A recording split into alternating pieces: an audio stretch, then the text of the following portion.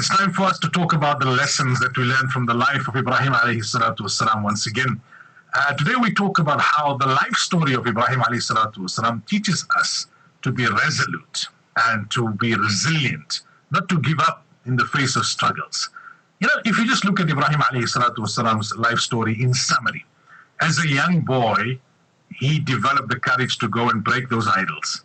And he had to stand up to his entire community.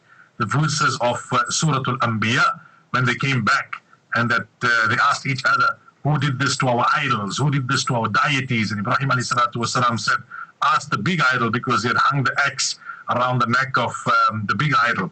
Then he had to openly preach to his people, something which his own father did not believe in. Then the encounter with Namrud, the tyrant of the time, the king of the time, very powerful, very wealthy, a man who was making others worship him. Then the encounter with his own father. Eventually, he had to leave the place where he was born, the place where he grew up, the place where his father was, the place where his family was, the place where his people were. Whilst on journey, then he encounters another tyrannical king who has evil intentions with his wife Sarah, radiallahu anha. Finally, when he settles, then he doesn't have children, even though he's reached an old age. He makes dua to Allah tabaraka wa ta'ala, Allah blesses him with Ismail. Now that he's got Ismail, a child after so many years, a child that he wants to grow up so that he can lead and take support from this child. Now the instruction comes, go and leave Hajar and the son Ismail in the barren lands of Makkah. So he then has to stay in Palestine, whereas his children his only child is in Makkah with his wife, not knowing how they're doing, how the baby is growing up. Then the great test, when Ismail alayhi salatu wasalam comes of age, and Ismail alayhi salatu wasalam can be of benefit to him, now he's being told that you have to slaughter your own son out of submission to Allah tabaraka wa ta'ala. These are the points that we all know. It's the lesson behind it that I'm trying to highlight. It's the lesson behind it that we all need to internalize. That every year in Hajj and Udhiyya and Qurbani, every day, in every salah, in the Durood Ibrahim, when we take the name of Ibrahim alayhi salatu wasalam, what is it that Allah tabaraka wa ta'ala wants us to remember? That the closest to Allah are the ones who go through the most challenges. Allah tests those whom He loves, and those whom He loves more, He tests more.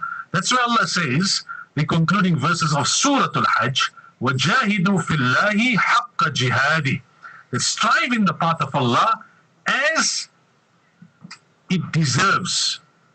Striving in the path of Allah has a particular benchmark, and you know, doing things for the pleasure of Allah tabaraka wa ta'ala not necessarily going to come easy. So Allah says, strive as you ought to strive in the path of Allah.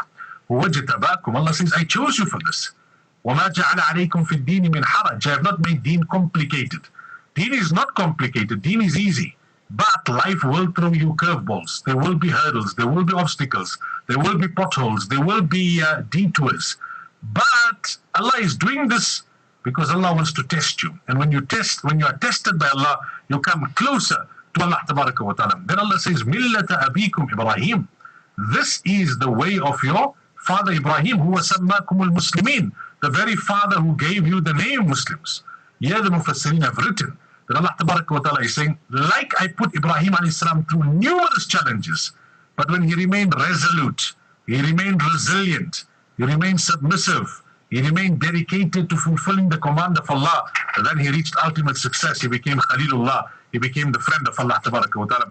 So if you want to reach success in this world and in the hereafter, you need to take lesson from the life of Ibrahim alayhi salatu wasalam. You won't be tested to the extent that he was tested.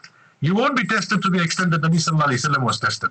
But the Quran is very categoric. أَحَسِبَ النَّاسُ أَن يُتْرَكُوا أَن يَقُولُوا آمَنَّا وَهُمْ لَا يُفْتَنُونَ. Do people think that just because they say I'm Muslim, that they read the kalima, that they believe that they won't be tested? No. وَلَنَبْلُوَنَّكُمْ بِشَيْءٍ مِّنَ الْخَوْفِ وَالْجُوعِ وَنَقْصٍ مِّنَ الْأَمْوَالِ وَالْأَنفُسِ وَالثَّمَرَاتِ. You'll be tested. Some people in their health, others in their wealth, others in the loss of close and dear ones, others in conditions that are not favorable. وَبَشِّرِ الصَّابِرِينَ, where Allah says, give glad tidings to those who bear it patiently. Look, when there's no sacrifice, then there's no achievement. If Hajar was not left with Ismail alayhi salam in the barren land, there would be no Zamzam, there would be no Tawaf, there would be no sa'i between Safa and Marwa. There would have been no Hajj. There would be no Udhiyah and Qurbani every year if Ibrahim AS was not put through that test. So all of what we have in front of us comes on the back of great sacrifice. Legacies are built on the back of sacrifice. Sacrifice is the struggle then that brings you closer to Allah and keeps you closer to Allah Tabaraka wa Ta'ala. Allah doesn't put you through these difficulties. Allah does not put us through struggles because Allah dislikes us. Allah wants to make life difficult for us. Allah wants to complicate things for us. It's because Allah wants us to approach it with resilience, to be resolute, to remain firm, to remain dedicated, to remain submissive to Allah.